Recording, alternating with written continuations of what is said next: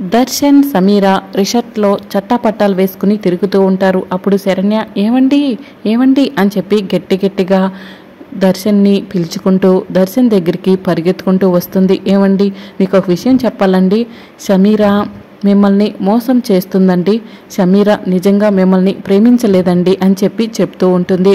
ఇక దర్శన్ సమీర వైపు చూస్తూ ఉంటాడు. సమీర రాత్రి తన ఫ్రెండ్తో మాట్లాడుతుంటే విన్నానండి. ఏ సమీర ఫ్రెండ్తో నువ్వు మాట్లాడలేదా? ఏమని మాట్లాడిందో చెప్పమంటారా? ఆ సమయంలో ఏమని మాట్లాడిందంటే దర్శన్తో బిడ్డను కనేసి ఆనంద భైరవి ఇంట్లో కోడలుగా అడుగుపెట్టి ఆనంద భైరవి మీద పగ తీర్చుకుంటాను అని చెప్పి సమీర తన ఫ్రెండ్తో ఫోన్లో మాట్లాడటం విన్నానండి అని చెప్పి శరణ్య దర్శన్కి చెప్తూ ఉంటుంది.